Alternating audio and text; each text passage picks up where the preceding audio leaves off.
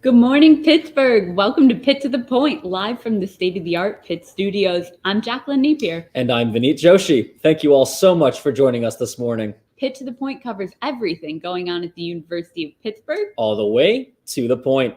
We cover news for the entire Pittsburgh area, and we'll be discussing everything going on in the city, from entertainment, politics, and sports, as well as what's happening right here on the Pitt campus. But most importantly, we're getting you folks ready to start your Pittsburgh day off right. So it's been 4 weeks since the illegal Russian invasion on the independent Ukrainian state. Yesterday, President Biden flew to Europe for a set of emergency summits with NATO, the European Union, and the G7. One of the main purposes of this tour was to ensure that the West stays united in the fight to halt the advances of Russian forces. During the G7 summit in Brussels, President Biden laid out his three main objectives he hopes to build on: supporting military and humanitarian assistance to Ukraine, imposing economic sanctions against Russia, and fortifying the eastern flank of NATO allies. President Biden also stated that the United States is committed to providing over $2 billion in military support to Ukraine.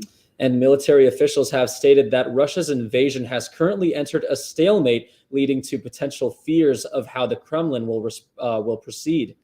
According to the White House, one of the main concerns is Putin's use of more extreme measures for attack.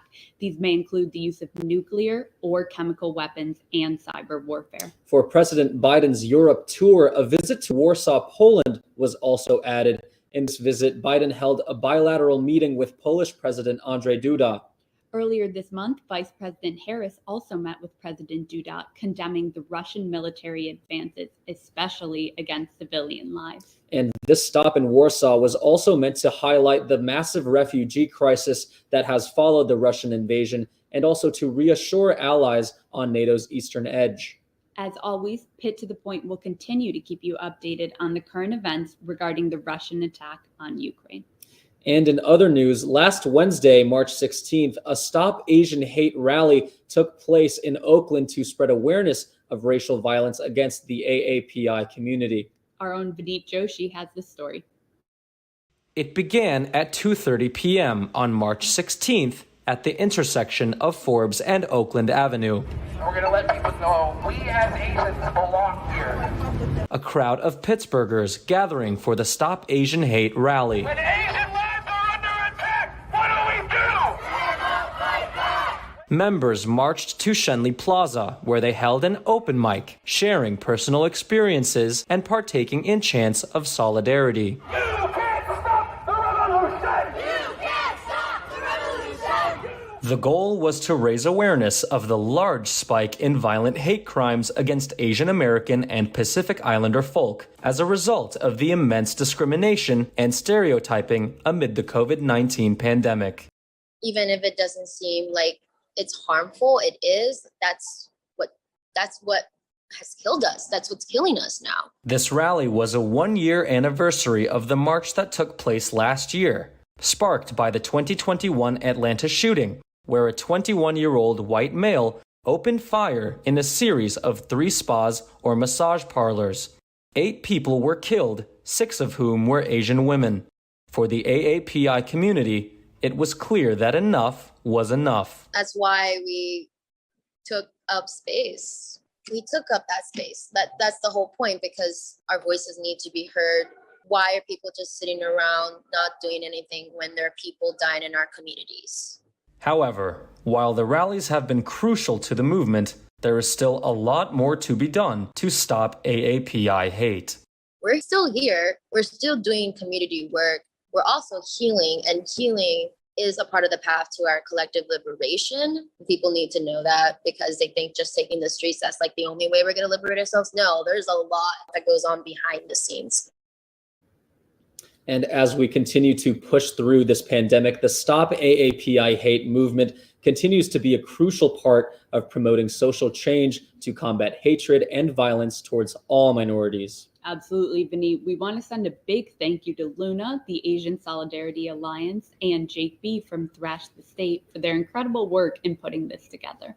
And now onto the political front. Elections to the U.S. Senate are set to take place this November. For more on that, here's political reporter Jamie Ely. Jamie? Opposed to the wild race for the Senate for the Republicans, the Democrats have remained tame. However, turbulence looms on the horizon for the Dems.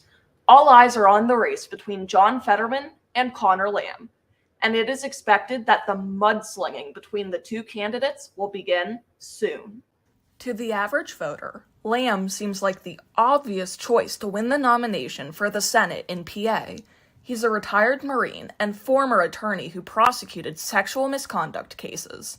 He has earned a reputation as a moderate Democrat that was able to win races in areas with a Republican stronghold. However, Lamb seems to have met his match in former Lieutenant Governor Fetterman.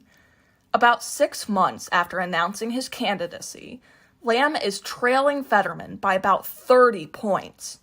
To make matters worse for Lamb, Fetterman is not only beating him in the primary polls, but he is also poised to defeat potential GOP nominees in the election in November. This isn't sitting well with Lamb or his super PAC. Lamb's super PAC insists that this deficit between Lamb and Fetterman is less severe than meets the eye, and that the race is more fluid than analysts expect. They are also counting on undecided voters to help give Lamb the advantage over his opponent. To help this, his super PAC has been testing negative messaging in ads against Fetterman, calling him a socialist and saying he's spoken at defund the police rallies and that he wants to let convicted felons out of prison.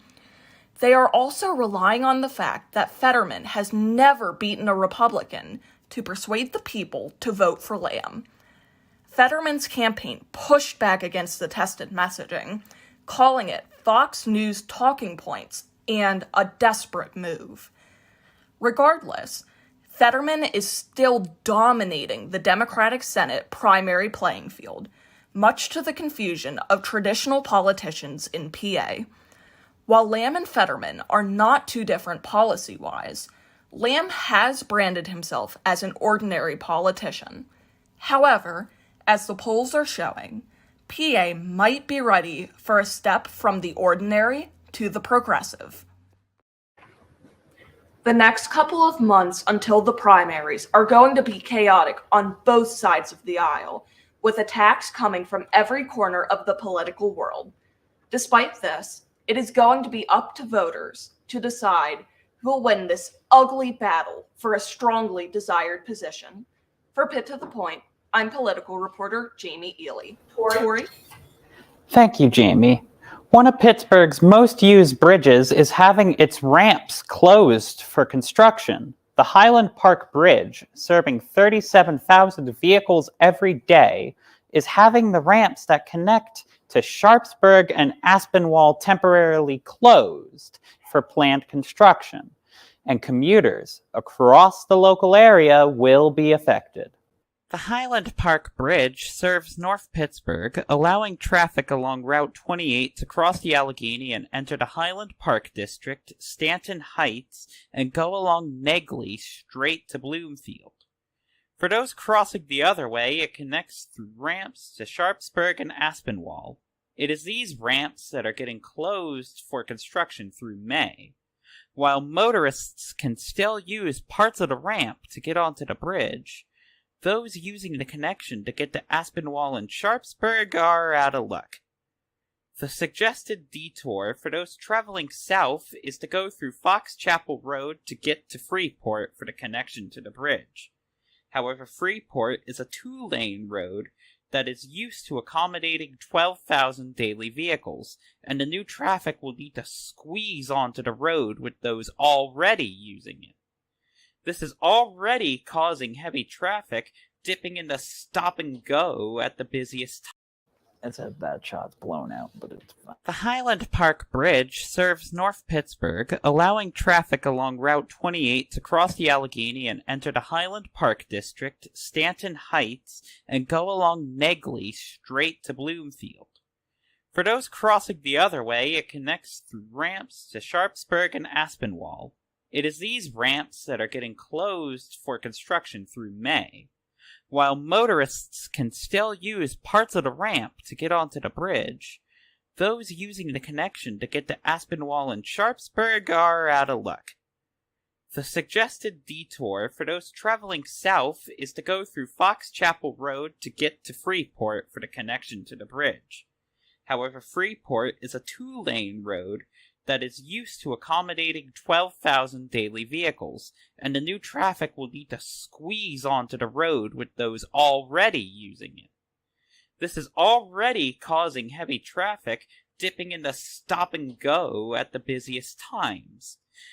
And for those going northbound, the recommendation is to take the North 8 ramp and go towards Sharpsburg Main Street.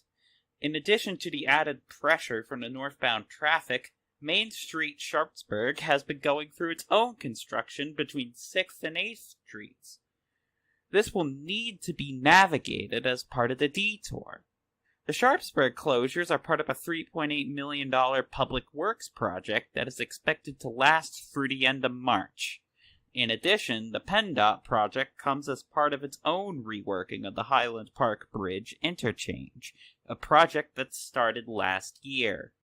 Losing the sort of Highland Park Bridge interchange is going to be a bit of a mess. It's hard enough getting anywhere along the river, either on either side, either along Allegheny River Boulevard or on Freeport Road once you're past the Highland Park Bridge.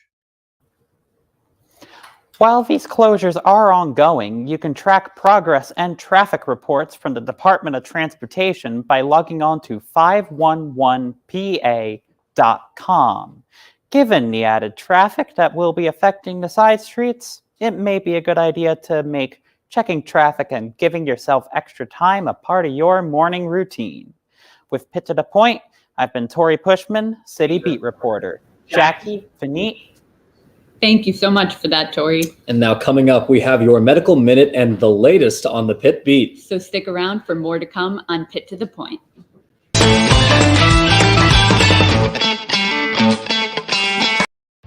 They come here, forged in the spirit of change, pushing to answer the questions, and then questioning the answers, embracing each challenge as fuel for reinventing the world. Because here, leadership, courage, creativity, innovation, and progress are always in progress. The University of Pittsburgh, forge ahead.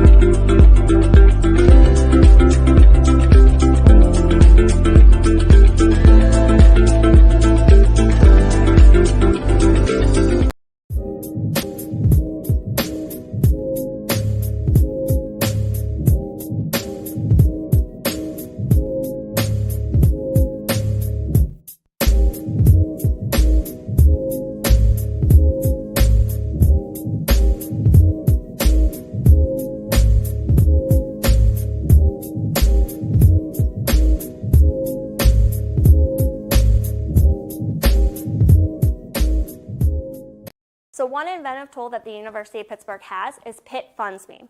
So Pitt Funds Me is for outside scholarships that you can review and apply for as well. There's 8,000 plus scholarships on that website. These scholarships have been vetted as good and reliable resources, so you can guarantee that these are not resources that are trying to steal money or trying to scam you in any way. Any student has access to this, even admitted students who have not deposited yet. When you go into your my.pitt.edu, you'll want to search in the Ask Kathy box, Pitt Funds Me, and make sure instead of an S in Pitt Funds Me, you're going to put a $sign. That will allow you to go into the portal to be able to look at all the outside scholarship opportunities that fit your specific profile. They will ask several questions. You do not have to answer all questions or any questions if you don't want to, but the more questions you answer, the more opportunities that become available to you to apply.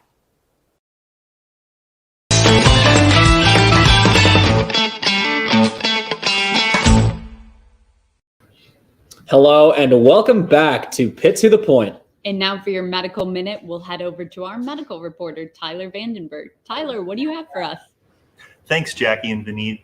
The University of Pittsburgh is no stranger to historic medical feats. The polio vaccine, created by Jonas Salk, is credited to the labs of this institution. In September of 2021, doctors successfully transplanted 2 genetically engineered pig kidneys into a brain-dead patient. This was a step towards what would eventually be the first pig-to-human heart transplant in a living patient. UPMC's own Dr. David Kazarowski was a member of the surgical team that completed the surgery. Dr. Kazarowski wrote that he has personally witnessed the tragedy of the shortage of donor organs in his role as a cardiac transplant surgeon. He has also seen the potential of a possible solution, xenotransplantation, or transplanting animal organs into humans. According to Dr. Kazarowski's article, in 2021, there was a record number of organ transplants in the United States, over 41,000. There are currently over 100,000 people on the transplant wait list in the United States, and many more who are not able to get onto the list. As a part of the surgical team that completed the first pig-to-human heart transplant in a living patient, Dr. Kazarowski writes that recent news about the patient's death is sobering, but researchers, including himself, remain optimistic. He talks about how these pig-to-human transplants have come a long way. One key advancement was using genetically engineered pigs that didn't have genes that produced molecules that would trigger rejection by the human body.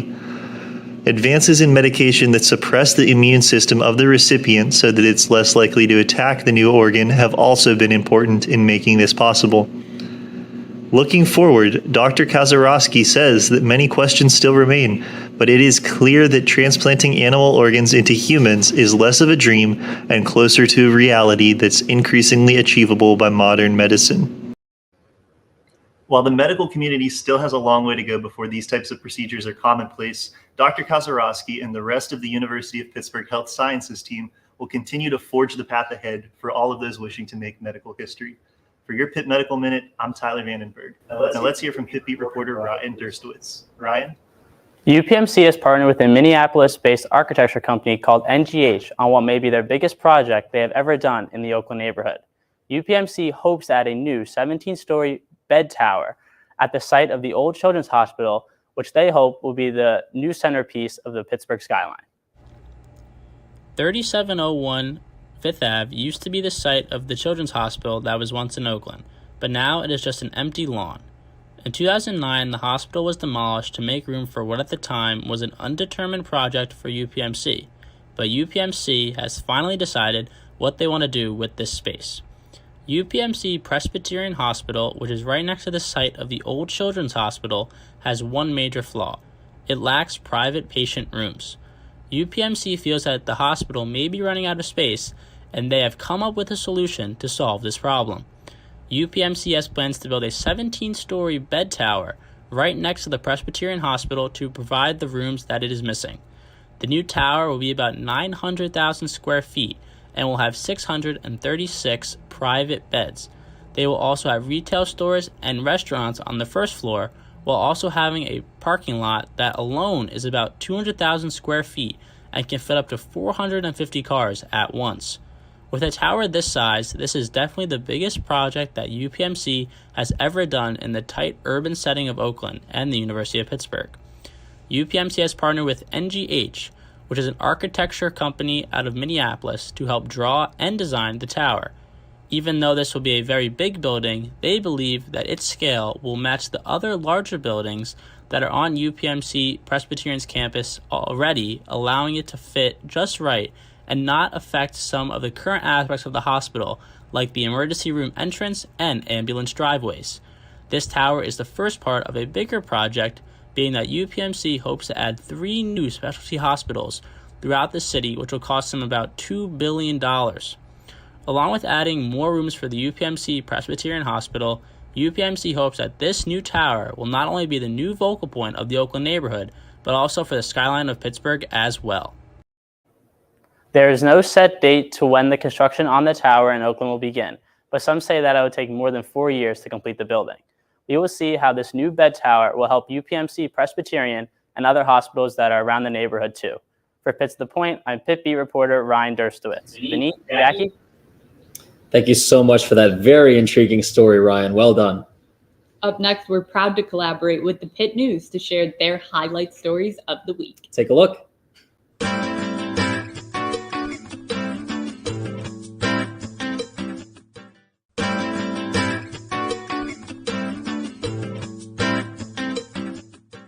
Robin Keir said Wednesday that faculty assembly officers anticipate the removal of the university-wide mask mandate soon. However, she said they are unsure about potential changes to other pandemic policies.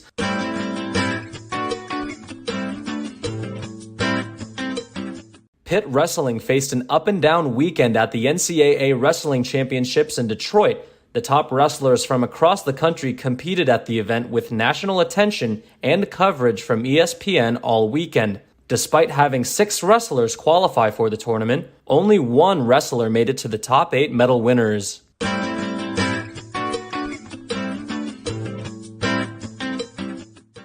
Pitt released its climate plan on March 17th, detailing the university's strategy to achieve carbon neutrality by 2037, the 250th anniversary of the university's founding. The university intends to reduce greenhouse gas emissions by 50% below 2008 levels by 2030 and achieve carbon neutrality by 2037.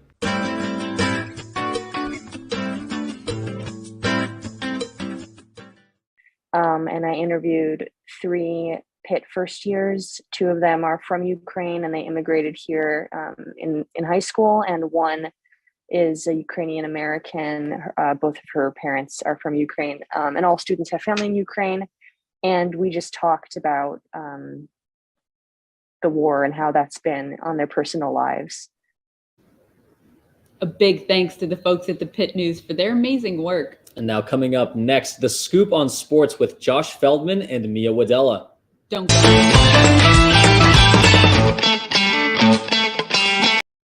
The University Store on 5th is more than a college bookstore. We are independently owned and operated by the university, and we've been that way for more than 100 years. The consistent campus support allows us to respond to the changing needs of our customers, provide personalized service and quality merchandise, support the university's initiatives, and represent Pitt with Panther pride. The U-Store has all the course materials that you need. Whether you want to purchase or rent your books, or you're interested in digital materials, we can help. Looking for the latest tech and accessories? We carry all the biggest brands. As an Apple authorized campus store, you will receive the best in educational pricing on your favorite Apple products. Plus, our repair center and student technical support are conveniently located in the store and are ready to get your tech back in working order. Visit us to shop the latest Pitt apparel, school supplies, and the largest independent book selection in the city, all without leaving campus. And when it comes to services, visit the Center for Creativity, which offers members of the Pitt community a space to engage their hands and minds. It's easy to shop online and pick up in store. We accept financial aid and Panther funds for your convenience. At the U-Store, we put pride in everything that we do so that you can put Panther pride in everything that you do. So stop by today and let us help you. Hail to Pitt!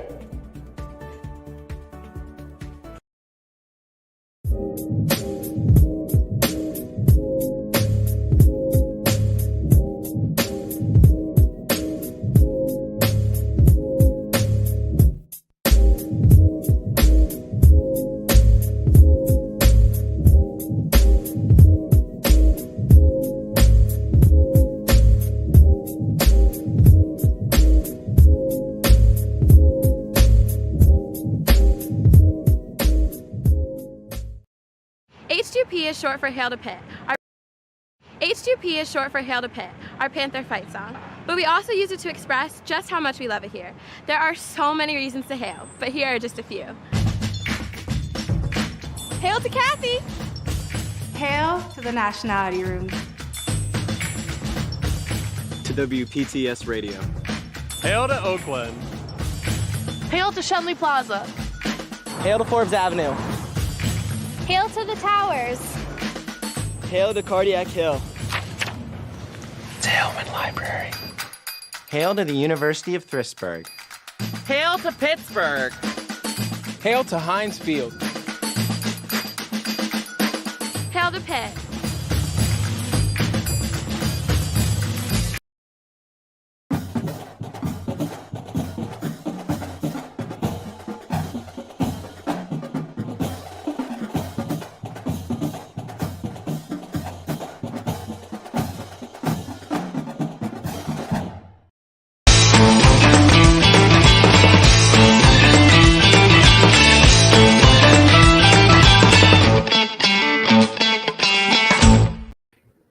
Hello and welcome back to Pitt to the Point, your #1 source for Pitt news and beyond. The Pitt Program Council's annual music and food festival, Bigelow Bash, is happening Sunday, April 10th, with headliner Flo Milli. Our own Adam Stout has the story. Take a look.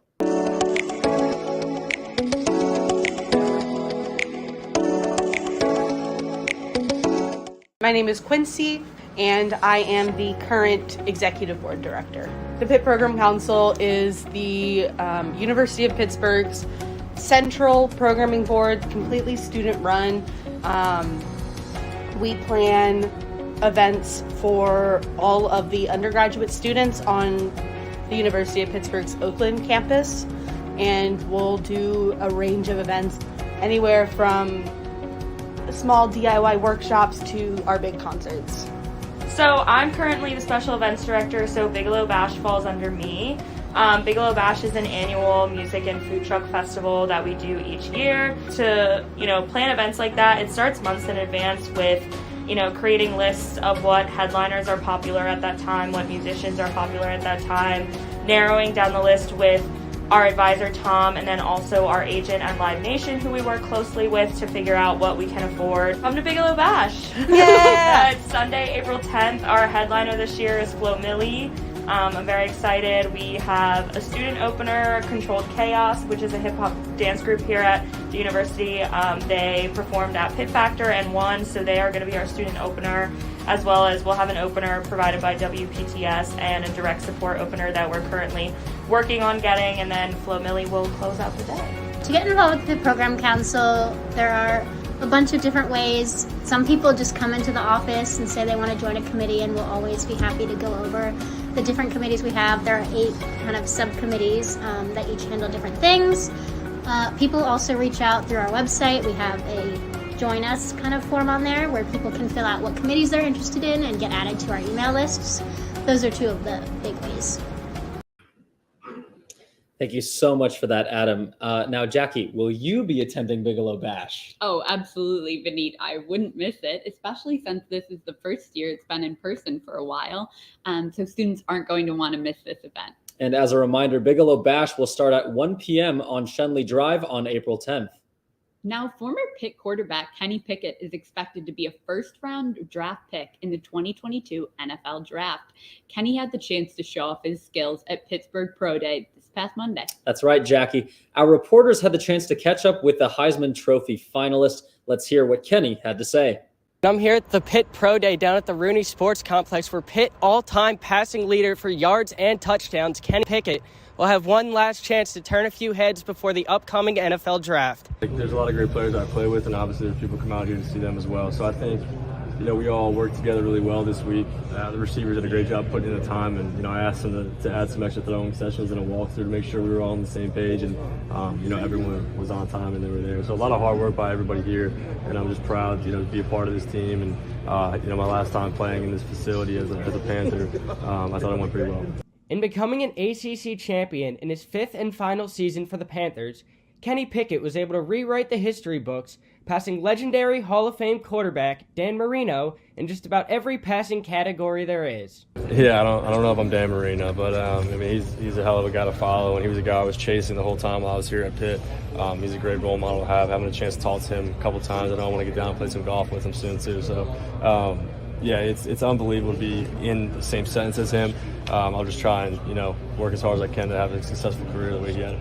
As one of the craziest NFL off-seasons in recent years winds to a close, all eyes will be on the Heisman candidate quarterback out of Pitt as we wait to see where his next destination will be. Really just take it day by day. It's a crazy process. Every day I wake up, there's some new news going on, that guys moving around, guys getting traded, and I'll be right where I'm supposed to be at the end of the day in April, so I'm excited to get there. It's like I said, it keeps changing, and I think as the free agency kind of settles down, I think you have a little bit of a clearer picture, but the teams still kind of play close to the chest, so we'll see. With some mock drafts having Pickett going as high as the 6th spot to the Carolina Panthers, while others consider him a late first, early second rounder, it's really a toss-up where he's going to end up next year. I know for me personally, I'd love to keep him right here in Pittsburgh sporting the black and gold. For more on Pitt Pro Day, we now go to City Sports reporter Mia Wadilla. Mia?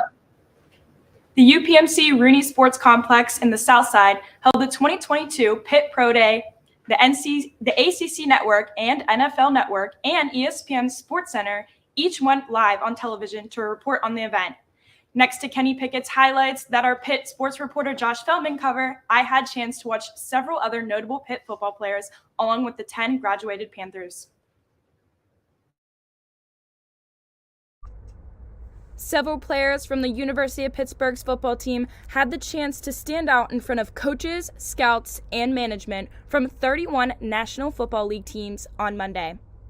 Pittsburgh Steelers head coach Mike Tomlin and Carolina Panthers head coach Matt Rule were among the notable names in attendance with nearly 100 NFL employees on site. The remarkable performances from Damari Mathis would have been the best at the 2022 NFL Scouting Combine. He achieved a 43.5-inch vertical jump and 11-foot 1-inch broad jump.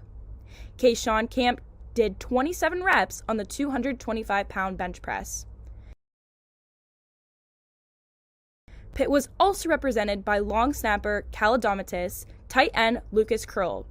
Wide receivers Taysir Mack, Melky Stovall, and Trey Tipton were also there. Linebackers John Patrician, Phil Campbell III, and Chase Pine made an appearance. Offensive lineman Keldrick Wilson and punter Kirk Christodoulou were also there.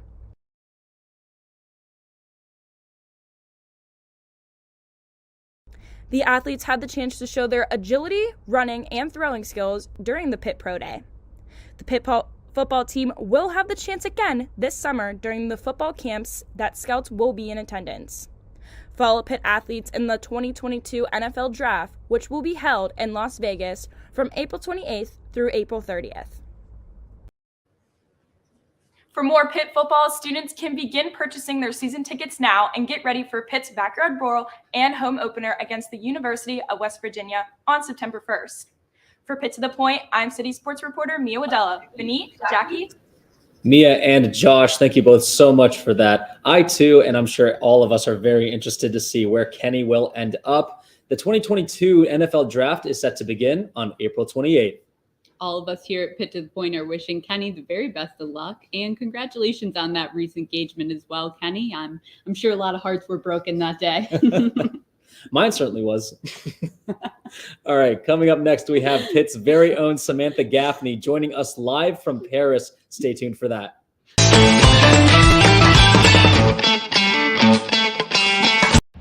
They come here, forged in the spirit of change, pushing to answer the questions and then questioning the answers, embracing each challenge as fuel for reinventing the world. Because here, leadership, courage, creativity, innovation, and progress are always in progress. The University of Pittsburgh, forge ahead.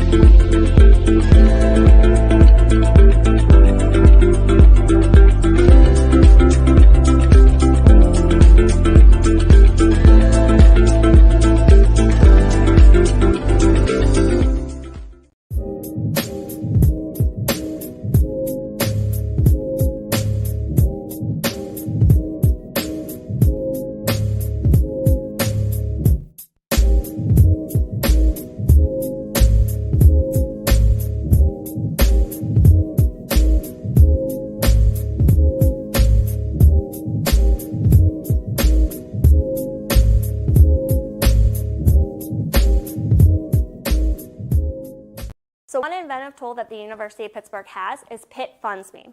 So Pitt Funds Me is for outside scholarships that you can review and apply for as well. There's 8,000 plus scholarships on that website. These scholarships have been vetted as good and reliable resources, so you can guarantee that these are not resources that are trying to steal money or trying to scam you in any way. Any student has access to this, even admitted students who have not deposited yet. When you go into your my.pitt.edu, you'll want to search in the Ask Kathy box, Pitt Funds Me, and make sure instead of an S and Pitt Funds Me, you're going to put a $sign. That will allow you to go into the portal to be able to look at all the outside scholarship opportunities that fit your specific profile. They will ask several questions. You do not have to answer all questions or any questions if you don't want to, but the more questions you answer, the more opportunities that become available to you to apply.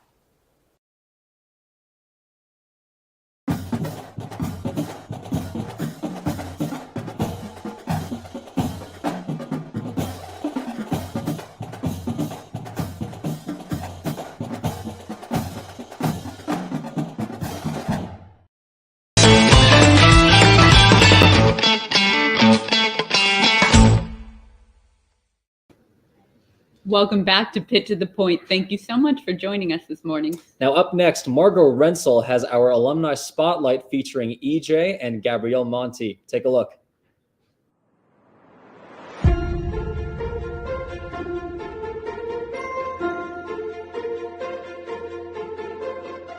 Okay, I'm Gabrielle Monti, and I graduated in 1999. And EJ Monti, I graduated in 1998. I graduated with an information science degree, and then I got my master's in education from Pitt. And I did my undergrad in information science. We met at the Cathedral bus stop. Yep, not in our major. I was a junior, you were a sophomore. I believe I was coming from my apartment to go to somebody in Sutherland. And you happen to be coming from Forbes Avenue somewhere. On Lower Campus somewhere. Mm-hmm. It literally that shuttle stop that's still there. Yeah, that's where we met. Mm-hmm. We were together 5 years before we were married, and right, we were together almost 20 years. So we have two sons. So we have a 16-year-old and a 15-year-old. So one is a sophomore and one's a freshman, and we are reiterating grades for sure, and good work ethic and being involved, just so the opportunity for Pitt is available to them. We've taken them since they were young to visit the campus. We are huge football fans. We have season tickets. I wore my picture for you today. Yeah, look at that. I think we've been season tickets for 18 years? Since we've graduated. Actually, since undergrad. Yeah, really. We haven't really missed much of football. That to us is so much fun. I went to the football game in Charlotte for the ACC game. Yep. And with his fraternity brothers. Yeah. You can't help but come that. It draws us there. So gives you an opportunity to cheer them on and want to be part of it still. Hail to Pitt! Oh, I love these alumni spotlights. Always great to see a successful Pitt love story. So thank you so much, Gabrielle and EJ. Absolutely, Jackie. Two more Pitt alumni making us proud, and this time warming our hearts. Thank you for that story, Margot. Up next, we're lucky enough to be joined by Pitt student Samantha Gaffney, live from one of my favorite cities on the planet. Florence, Italy. That's right, Jackie. Samantha is joining us live all the way from Italy. Welcome, Samantha. Thank you so much for being with us today. Hi, thank you so much for having me. So happy to be here. Now, Samantha, how are you enjoying your study abroad program so far?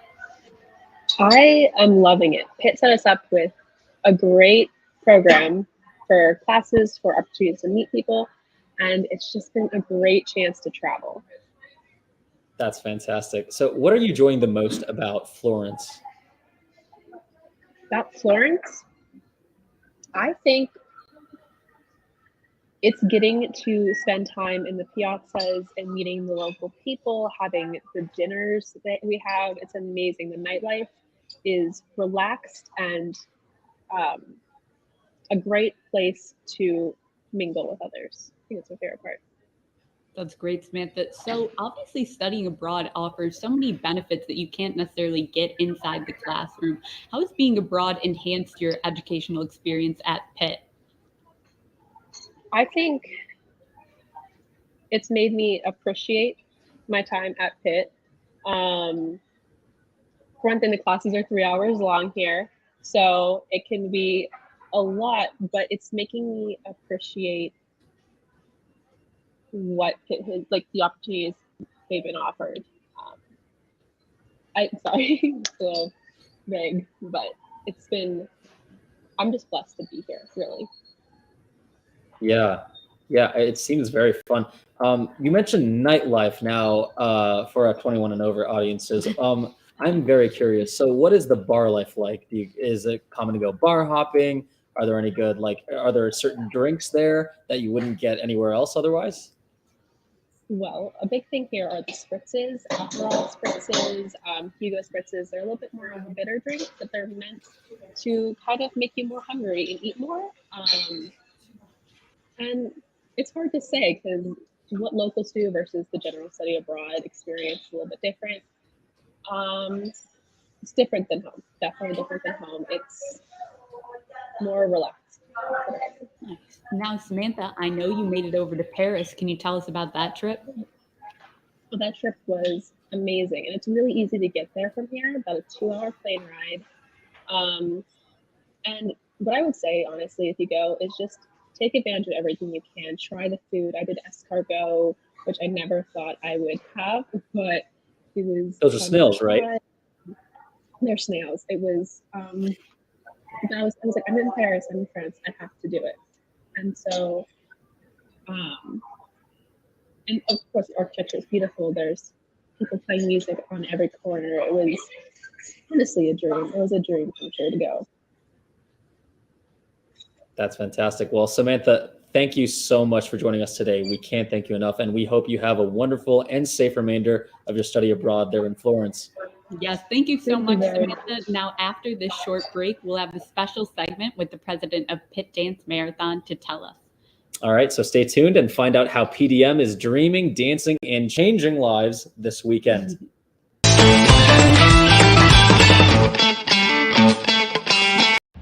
They come here, forged in the spirit of change, pushing to answer the questions, and then questioning the answers, embracing each challenge as fuel for reinventing the world. Because here, leadership, courage, creativity, innovation, and progress are always in progress. The University of Pittsburgh, forge ahead.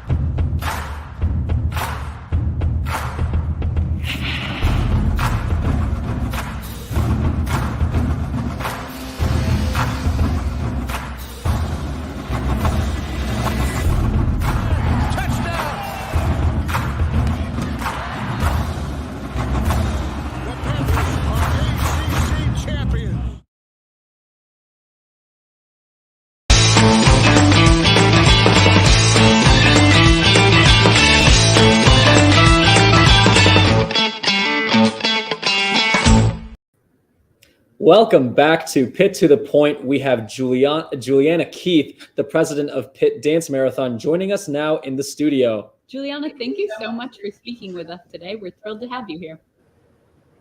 Awesome. Thank you so much. I'm super excited to be here as well. All right, Juliana, can you tell us what PDM is? Yeah, absolutely. So Pitt Dance Marathon is the university's largest student-run philanthropy. It's a year-long initiative to raise fundraising dollars and awareness for the Children's Hospital of Pittsburgh Foundation. The Children's Hospital of Pittsburgh is a CMN affiliated hospital. So with that, since 2015, Pitt has been working with CMN and has since raised $1.5 million, which is really incredible. So we have our main event on Saturday where we celebrate all the efforts of the year and reveal our fundraising total. And so we'll add to that number on Saturday, which is really exciting. But the mission of Pitt Dance Marathon is really to raise awareness for children's health and to keep kids not only healthy, but kids being kids. So we'll have 10 families joining us on Saturday. Kids with various diagnoses, but get to just be kids for a whole day and, can leave their diagnosis behind and have an absolute blast. Oh, that's amazing. Now, can you both tell me about the famous fashion show? I love that event. Oh my gosh, yes. The fashion show is one of our favorite events of the year. So like I said, the 10 families that will be coming on Saturday got a chance to come a few weeks ago. And so they got to go pick out clothes from both Target and Macy's. So they got to strut in all new clothes that they got to pick out themselves with Pitt students. So there were some students from our push day a few weeks ago as well, where we raised $50,000 in just 36 hours. And then there was representatives from Greek Life as well as our internal team who got to walk with the kids as they strutted their stuff. The kids absolutely love it. One of the kids actually calls it their last fun thing before the pandemic from 2019, which is really cute. So he was really excited to get back to his last fun thing, which is really awesome. It's amazing. Now, our last brief question: how can we as students, or how can our viewers help support Pitt Dance Marathon? Yeah, absolutely. So there's so many ways to support Pitt Dance Marathon this weekend. For viewers here, you can actually watch a 12-hour live stream of the event, and you can get that link from visiting pdm.pitt.edu. And there's also a button there where you can donate. And for students, there's still time to register, fundraise, and attend the event. Or if you just want to stop by, it's at the Cost Center all the way up on Upper Campus from noon to midnight. All right, now, Juliana, I'm just having too much fun hearing about this. I can't let you go yet. So why do you two personally both hail the kids? And for our viewers who are unfamiliar, can you tell them what that phrase means? Yeah, absolutely. So we've kind of adopted the hail to Pitt as hail to kids. So I think that the reason why I dance and participate in PDM changes every day, every minute, but ultimately to let kids be kids, so that every kid can become a Pitt Panther regardless of their diagnosis, like I said before. So really just letting them have fun, letting kids, be kids in the hospital or be kids outside the hospital. And what that means for everyone is a little bit different, but just making sure that they have all the resources to be able to do that. Wonderful. And just real quick, remind us again once more where and when this is taking place. Absolutely. So this Saturday, March 26th, the event will be in the Cost Center from noon to midnight, and there'll be a simultaneous broadcast, so happening in any household, anywhere, where you can get that link at pdm.pitt.edu. Oh, amazing. Juliana, thank you so much. And Alex, thank you for joining us. We are so grateful to have you here and so excited for Pitt Dance Marathon. Thank you guys. Of course. Thank you so much. And now we're really going to want you all watching this to wait for our next upcoming segment. We will have Pitt to the Point's first live animals in the studio. I'm so excited. Oh, I'm so excited for this. Yes, we have some adorable, adoptable furry friends joining us from Paws Across Pittsburgh, so stick around.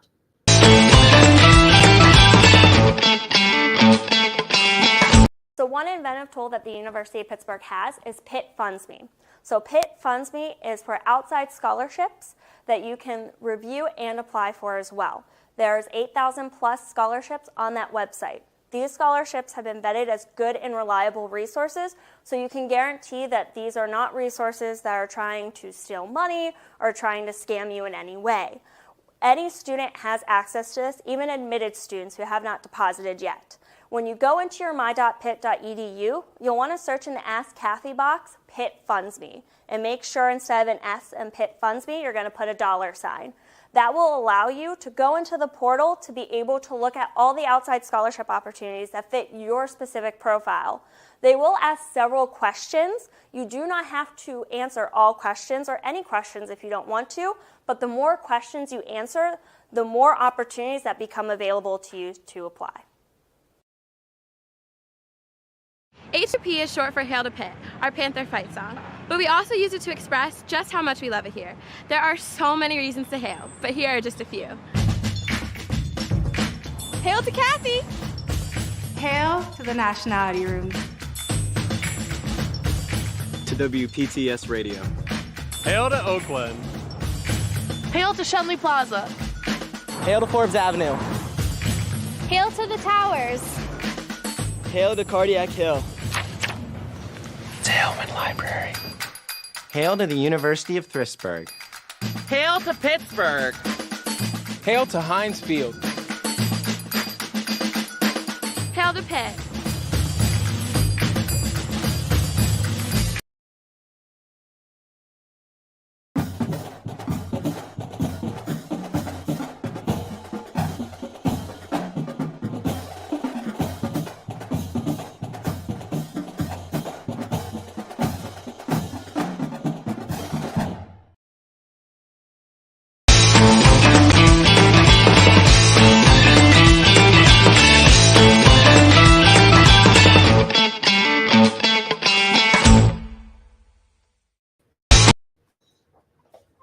Welcome back to Pitt to the Point. Now, this might be one of my favorite stories we've ever done.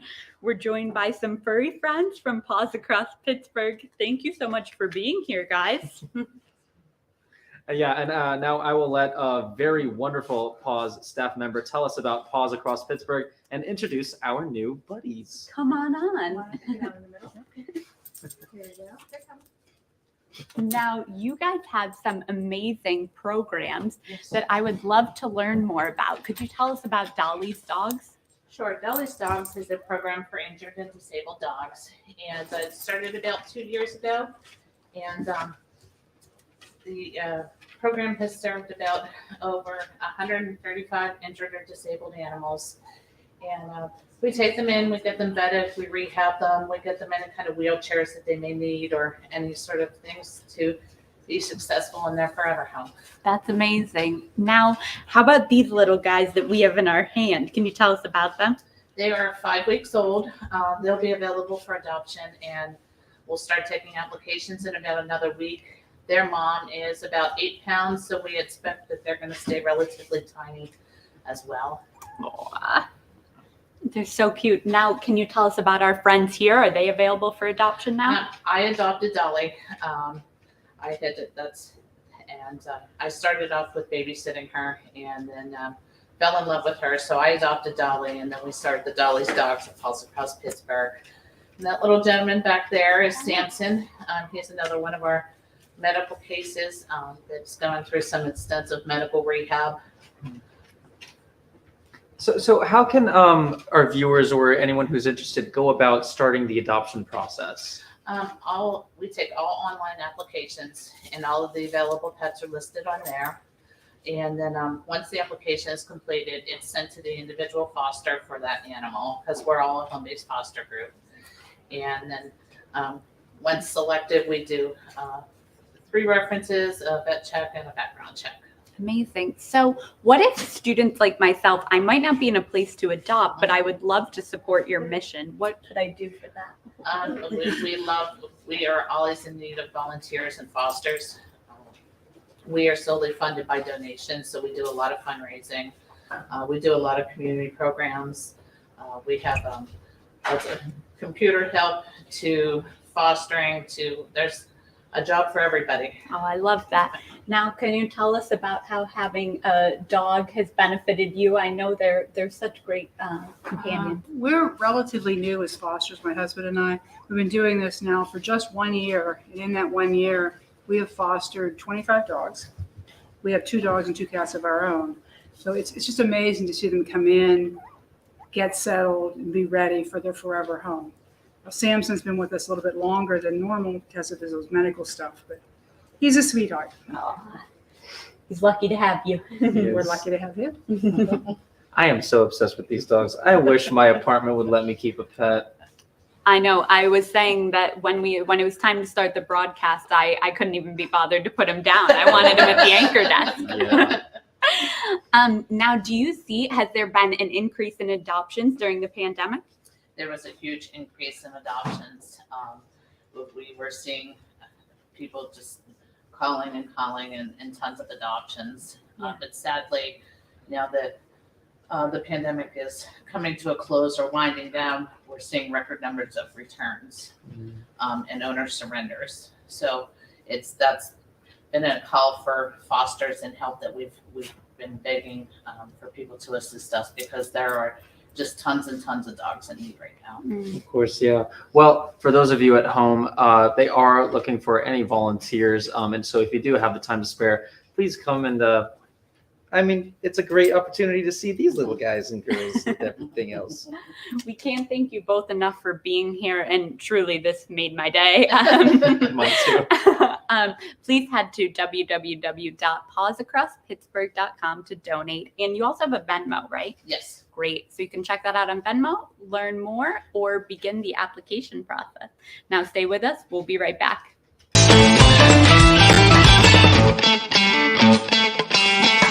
H2P is short for Hail to Pitt, our Panther fight song. But we also use it to express just how much we love it here.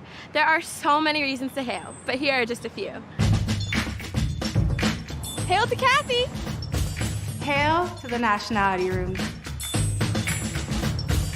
To WPTS Radio. Hail to Oakland. Hail to Shenley Plaza. Hail to Forbes Avenue.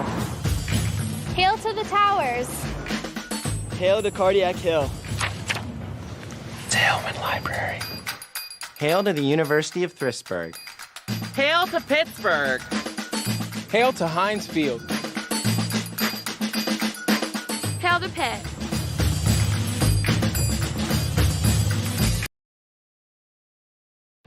They come here, forged in the spirit of change, pushing to answer the questions, and then questioning the answers, embracing each challenge as fuel for reinventing the world.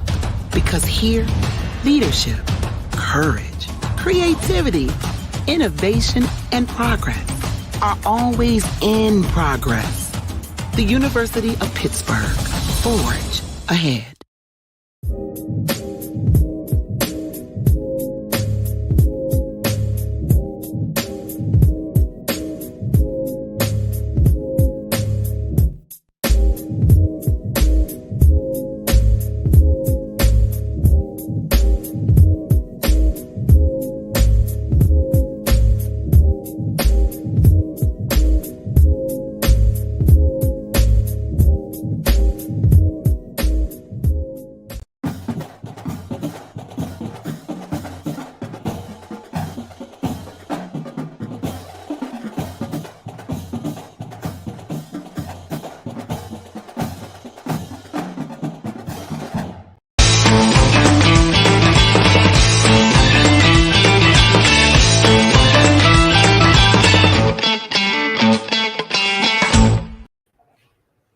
Welcome back to Pitt to the Point. Earlier this week, a Pittsburgh couple had a wonderful surprise when Tom Hanks crashed their wedding photos. We caught up with them on their honeymoon to hear how it went down.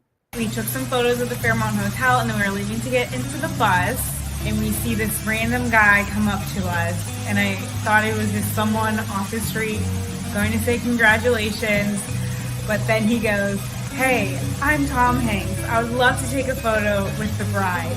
I don't think I said one word after he said that. I think everyone was super starstruck, and he was just like the nicest guy, and Rita was like off to the side, and we're like, get in, and so we all took photos, and then like in a second he left, and he's just like, congratulations, and that we all looked so pretty. And then I was just like only thinking about getting married. The groomsmen were jealous that it wasn't us, but I don't think Tom Hanks would have come up to just a bunch of dudes in suits. So I'm glad they saw the bride. Honestly, kind of forgot that we had met him until like after the fact, so it was just such a great moment to have and to look back on, and to have really nice photos of it. That is truly just so fun and heartwarming. Congratulations to Luke and Grace from everyone here at Pitt to the Point. We hope you have a lovely vacation. Tom Hanks is in Pittsburgh shooting A Man Called Otto, which is set to be released this December. From Pitt to the Point, I'm your entertainment reporter, Livia Rappaport. Jackie Benite. Thank you so much for that, Olivia. Well, folks, that's all we have for you today. This is the last sign off for Jackie and Mies, and we had a wonderful time being your anchors. We really did. And yes, next week you'll meet our 2 new anchors. But until then, thank you all so much for tuning in to Pitt to the Point, your #1 news source for all things happening at Pitt, all the way to the point. And a huge thank you to our partners KDKA and CBSN for their incredible support. One last time, I'm Vineet Joshi. And I'm Jacqueline Napier. Thanks for joining us on Pitt to the Point. Bye. Bye.